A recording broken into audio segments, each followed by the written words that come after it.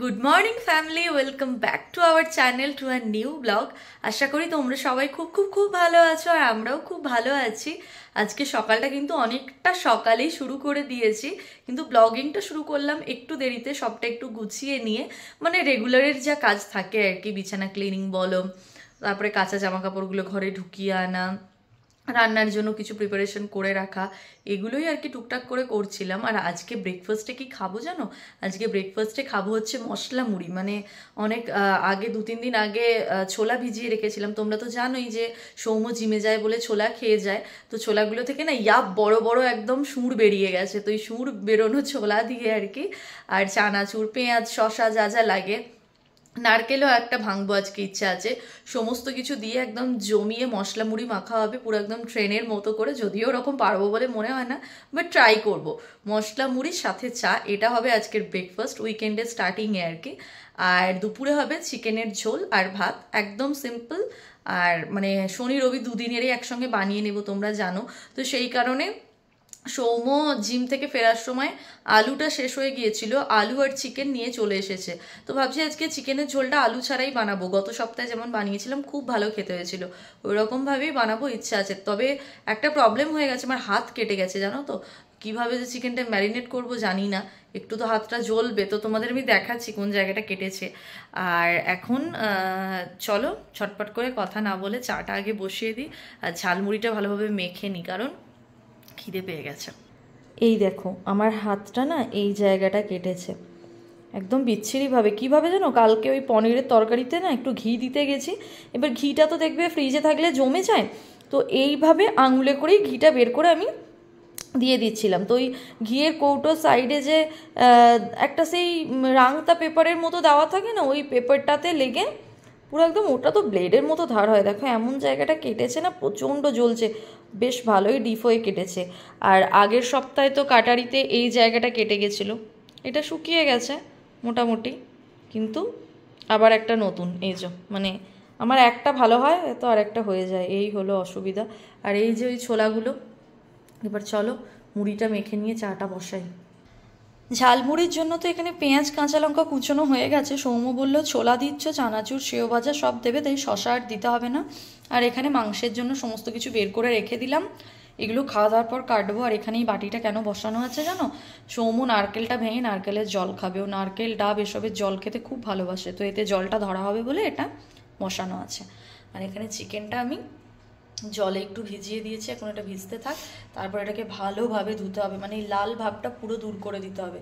Chicken ভালো করে না ধুলে না বড্ড গন্ধ লাগে। তো এবার সৌম্য ছাড়াবে নারকেল, কই দেখি কিরকম ফাটাতে পারে, চলো দেখি।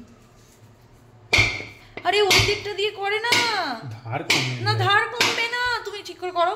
আগের বারও এরকম করেছিলে, কি গো ধার কমে না? ধার কেন কমবে? এটা দিয়ে করলে তাড়াতাড়ি হয়।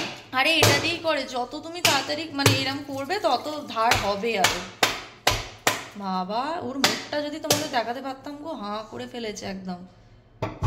দেখানো ওরকম পোশাকে নেই বলে ওকে দেখানো গেল না, কই দেখি।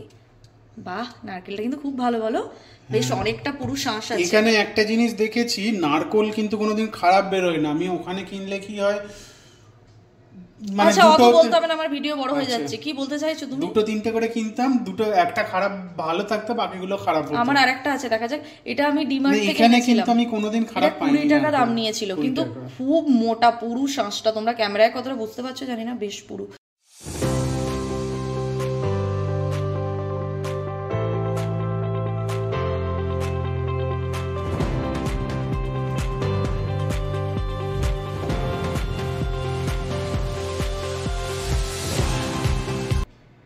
ঝালমুড়ি কিন্তু আমাদের একদম রেডি, সমস্ত কিছু দিলাম, তোমরা দেখতেই পেলে। ভাজা মশলা থেকে শুরু করে বিট নুন সব কিছু দিয়ে একদম যা ছিল ঘরে সব দিয়ে সৌম্য ঝালমুড়িটা মাখিয়েছে। ও খুবই ভালো মাখায়, মানে রিটায়ারমেন্টের পর সৌম্য ঝালমুড়ির ব্যবসা খুলতে পারে, তাই নাকি সৌম্য?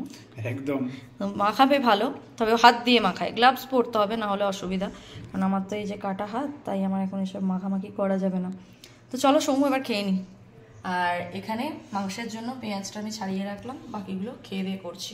আমার তো চান হয়ে গেছে আর পুজো দেওয়াও হয়ে গেছে। হ্যাঁ, আঙুলটা ঠিকঠাক জায়গাতেই যাচ্ছে। আসলে ফ্রন্ট ক্যামেরায় থাকলে আঙুলটা ঠিকঠাক জায়গায় যাচ্ছে কিনা একটু মুশকিল হয়ে যায় বোঝা। আর এদিকে রূপসারও তো মাংসের প্রিপারেশন স্টার্ট হয়ে গেছে। আসলে আমরা একটু খেতে গিয়ে দেরি হয়ে গেল, নারকোল কোড়া ছিল, নারকোল কোড়া নয়, নারকোলটা কাটলো ছুরি দিয়ে, তার সাথে পেঁয়াজ কাঁচা লঙ্কা তোমরা তো দেখলেই। এবার দেখে নি রূপসা কী করছে। এখানে কি মাংস ধোয়া চলছে এখন? এখনো কিচ্ছু হয়নি, ভাতটা বসিয়েছি, মাংস ম্যারিনেট হয়নি, মশলা এখানে বেটে রাখাই আছে, হয়ে গেছে ওটা। আর মাংসটা ধুয়ে ম্যারিনেট করি, যদিও বেশিক্ষণ লাগে না চিকেন হতে, আমাদের একটু দেরি করেই খাওয়া হয়। আর আজকে মাছ দাদা কিন্তু আমাদের মাছ দিতে নয়, অন্য একটা জিনিস দিতে আসবে। মাছ দাদা এইমাত্র ফোন করেছিল যে আমি বেরিয়ে গেছি বাড়ি থেকে, আমি যাচ্ছি তোমাদের অ্যাপার্টমেন্টের কাছে গিয়ে, মানে বাইরে থেকে আমি ফোন করব, তোমরা আসবে। মানে আমরা ওকে একটা জিনিস, এখন আর বলবো না তোমাদের, যাই হোক নিচে নেমে দেখাচ্ছি। তবে হ্যাঁ, মাছ দাদা আজকে আসছে, কিন্তু মাছ নয়, অন্য কিছু দিতে। মাছ দাদার অনেক গুণ, মানে চিংড়ি মাছের ভেতরে যেমন মোরলা মাছ ঢুকিয়ে দেয়, আরো অনেক কিছু পারে। তো চলো তোমাদের সঙ্গে শেয়ার করবো। আর আমি প্রত্যেকটা মাংসকে এইভাবে স্নান করাই, মানে একদম এইভাবে আমি ক্লিন করি। কিরকম একটা লাল লালে জিনিস লেগে থাকে, দেখো এগুলো আমি সমস্ত এরকম ছিঁড়ে ছিঁড়ে ফেলে দিই। আর ওদিকে ভাতটা বসিয়ে দিয়েছি, ভাত হচ্ছে। বাড়িতে আসলে আমি এতবার ফোন করি, আমার মা মানে বিরক্ত হয়ে যায় আমায় নিয়ে, মানে দিদি বিরক্ত। আবার বলবে এ কি হলো রে, সারাদিন মা মা মামা করিস কেন ফোন করে? বলছি বাবা, সবাই এই ডাকটা শোনার জন্য হাঁপিয়ে যায়, আর তোমায় আমি ফ্রিতে ডাকছি, পয়সা চাই না, এমনিই ডাকি, তাতে আবার তোমার এত বিরক্তি? বলো আর বকিস না। মানে আমি দিনের মাথায় মোটামুটি 15 থেকে 18 বার ফোন করি, মানে কোনো কারণ ছাড়াই। কিছু ক্ষেত্রে কারণ থাকে, কিছু ক্ষেত্রে কারণ ছাড়াই কিন্তু আমি ফোন করি। আমি সলিড পিসগুলো আবারও আলাদা করে রাখছি। আর মানে একটু মোমো বানাবো কালকে, ইচ্ছা আছে। সৌম্য এনেছে কয়েকটা বেশ বড় বড়ই সলিড পিস। আর গলাগুলো তো আমাকে এমনিতে দেয়, 2-3টে গলা এই দাদারা এখানে কিন্তু গলা আর ওজন করে না। আজকে একটা গোটা মুরগি নিলাম, দেখলাম গলাটা কেটে ওজন করলো। আবার অন্য কারোর গলাও দিয়ে দেয়। আমার গলা খেতে দারুণ ভালো লাগে, কেন জানি না। যাই হোক, চলো নিচে নেমে কথা হচ্ছে।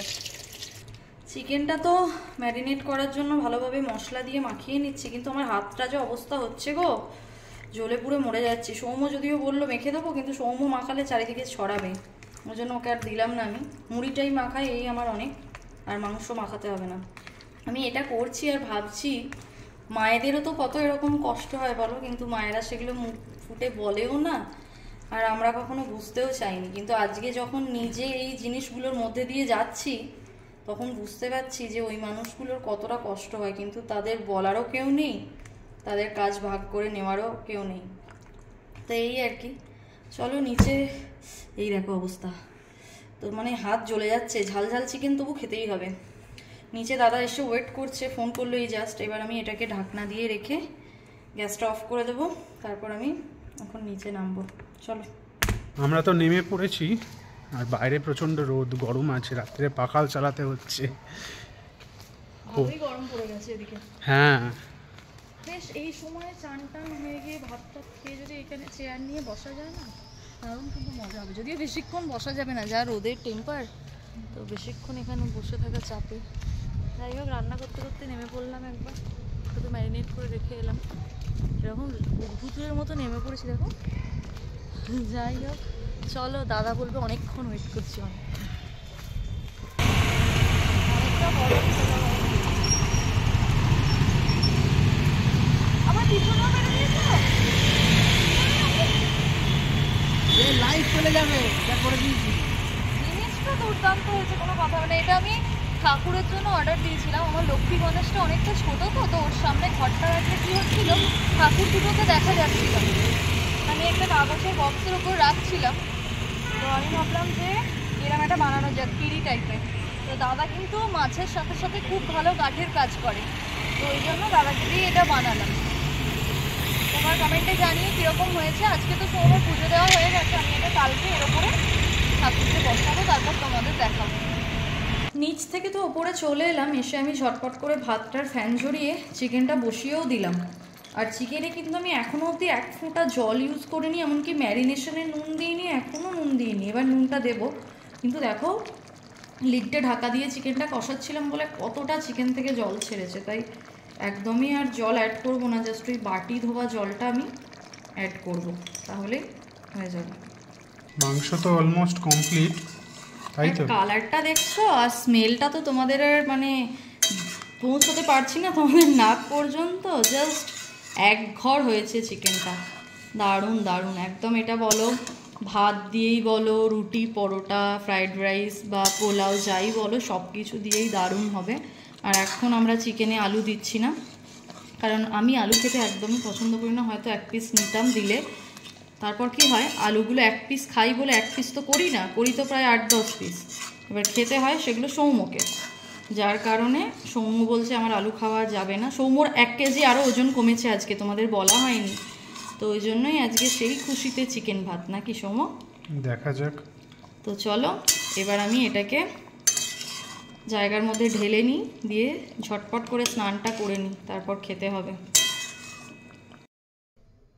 সেই দুপুরে চিকেন দেখানোর পর এতক্ষণে নিজেকে দেখাচ্ছি। আজকে ভুলেই গেছি যে আমি ব্লগ করছি, এরকম আমার মাঝে মাঝে এখন হচ্ছে, কেন হচ্ছে জানি না।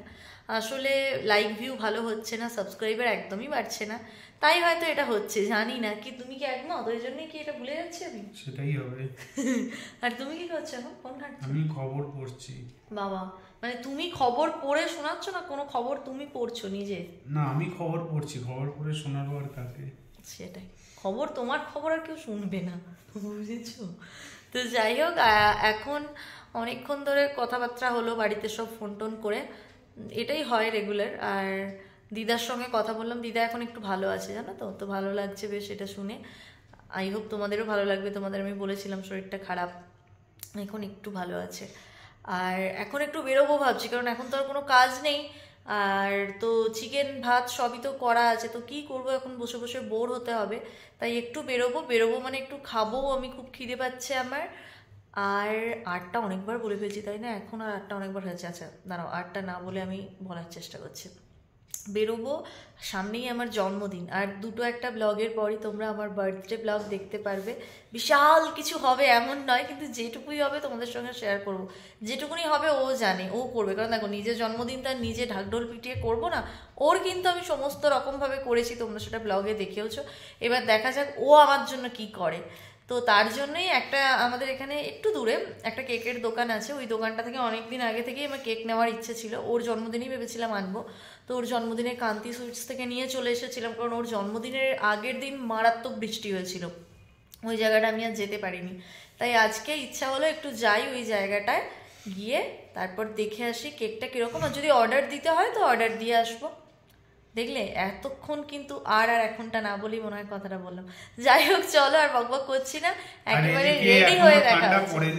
আর কবে পড়বে ঠান্ডা? তো চলে গেল, আবার কবে পড়বে এখানে? পড়বে মার্চ এপ্রিল মাস নাগাদ পড়বে। আচ্ছা, মার্চ মাসে যখন মানে গরমকাল, হোপফুলি বৈশাখ মাস হয় কি চৈত্র মাস হয়, তো হ্যাঁ চৈত্র মাস, তো তখন এখানে নাকি ঠান্ডা পড়বে, দেখা যাক। তাহলে তখন সৌম্যও মনে হয় সোয়েটার পরবে। সোয়েটারগুলো তো ওই জন্যই তুলে রেখেছি, পরে পরবো। তো চলো এখন অন্তত বেরোনোর জন্য জামাটা পরো, সোয়েটার না হয় মার্চে পরো। চলো আবার রেডি হয়ে দেখা হচ্ছে।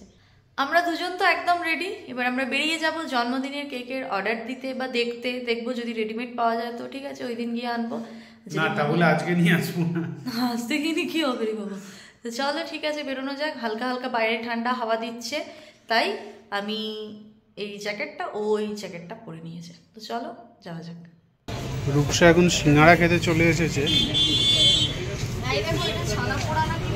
ছানা পোড়া ওটা, হ্যাঁ এখানে অনেক রকমেরই মিষ্টি পাওয়া যায়,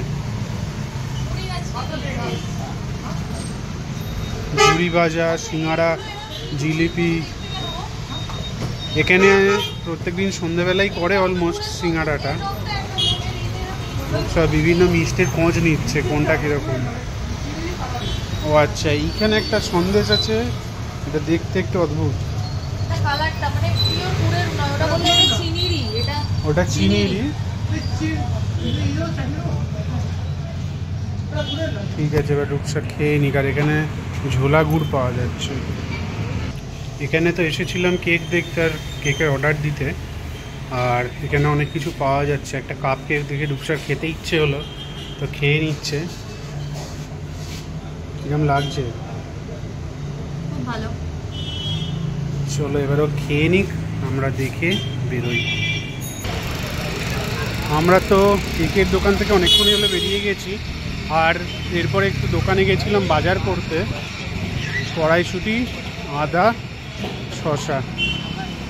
শশাটা শেষ হয়ে গেছে। আমরা রেগুলারই শশাটা খাই। আর কেকটা তো দেখা যাক কবে, নেক্সট উইকে অর্ডার দেবো। এবার আমরা বাড়ির দিকে এগোচ্ছি। এখানে তো কমলা লেবু পাওয়া যাচ্ছে, কিন্তু প্রপার ওই ফোলা ফোলা কমলা লেবুটা আর পাওয়া যাচ্ছে না এখন সব ওই মালটা টাইপের, একটু টাইট মতো, কিন্তু ওটা খেতে ভালো লাগে না ঠিক, ওই জন্য এইগুলো আমরা খাই না। এখন তো বাজে রাত 10:25। রূপসা যেহেতু নিজে চান করতে পারবে না, ওই জন্যে মানি প্ল্যান্টগুলোকে চান করিয়ে দিচ্ছে। এত রাত্রিরে কেন? ওদেরও তো ঠান্ডা লাগবে। ওদের ঠান্ডাটাই দরকার। তুমি এখন চান করতে, নিজে চান করতে পারবে না, আমাকে তর্ক করো, আমি চান করে দেখিয়ে দেবো। না না না, বেশি তর্ক করে লাভ নেই। তারপর বলবে যে আগের দিনের মতো রাত 12টায় পিৎজা খাওয়াতে। তাহলে তর্ক করো না, মানে বেড করো না আর কি। মানি প্ল্যান্টগুলো একটুখানি পাতাগুলো আমার মনে হলো জলের প্রয়োজন, আর আমি প্রতিটা মানি প্ল্যান্ট না এইভাবে একটা একটা করে পাতা ধুয়ে দিই, তবে আমার গাছ এত চকচকে থাকে। গাছের পিছনে অনেক পরিশ্রম করি আমি, কারণ এগুলো আমার ভালোবাসা। এগুলো মানে এনে যে আমি ফেলে রাখি এমন নয়, এগুলোর প্রতি কোনো অযত্ন আমি করি না। নিজের অযত্ন হয়, নিজে ক্রিম মাখতে ভুলে যাব, চুল আঁচড়াবো সারাদিনে একবার চান করে, ঠিক আছে, কিন্তু এগুলোর প্রপার যত্ন আমি নিই। এবার এগুলোকে এখন সারা রাত ব্যালকনিতে দিয়ে রাখবো। এতে কি হবে, একটু ঠান্ডা পাবে ওরা, হাওয়াটা পাবে, কারণ ইনডোরে থাকে তো।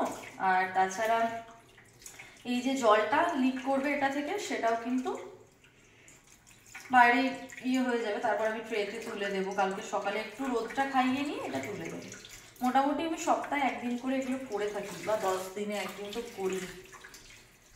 তো চলো এবার আমরা ডিনার করব।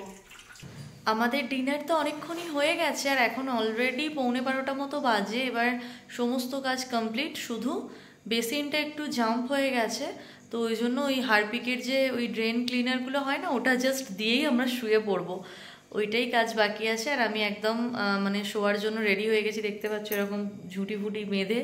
তো যাই হোক, আজকের ব্লগটা এতটাই থাকলো।